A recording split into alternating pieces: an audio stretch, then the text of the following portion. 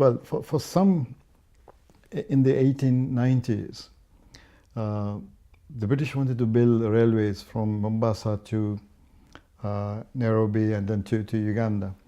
And they approached the local African tribes and they said, we will not build this iron snake. They call it iron snake. So the British decided to import, well, I would say import, the Indians, from India, especially from Gujarat and other states, to work and build these railways. So that's how, first of all, the Indians were established in East Africa, where they used to work on these railways. And they used to work all sorts of hours, and many of them got killed by the lions because it was such a wild country. And they suffered quite a bit because they were sort of workers. Basically, they were laborers who used to carry, the British were the masters, and they would instruct them to carry and build the railway in the way they wanted it. So there were literally hundreds and hundreds of Indians who went initially for that purpose.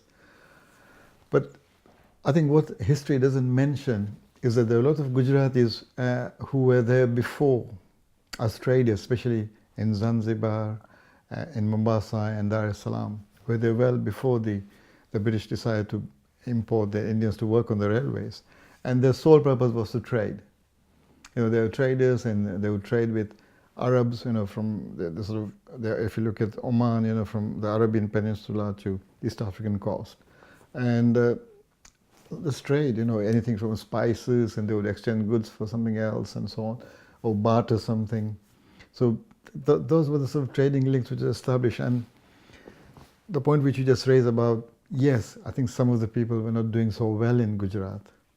And they wanted to have a better life, education and so on. The other thing was the family link.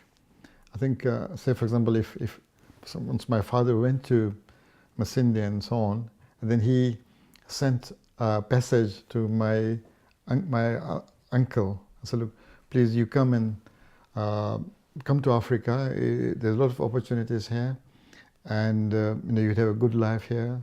You make some money, you look after your children and so on. So one of his uncles did take up the offer, and he came to Uganda. And then after that, he sent money for the third uncle, and he never came. He said, no, I don't want to live in India. I want to stay in Gujarat, and I'm happy with what I have. So the family links brought people from Gujarat to Africa, East Africa. And the trading links, and also what had happened was once the railway was built, the Indians who stayed back, or they didn't have anything to do, established shops, dukawalas, which is very famous as well. So, and then they started trading with the Africans and supplying the goods which they wanted.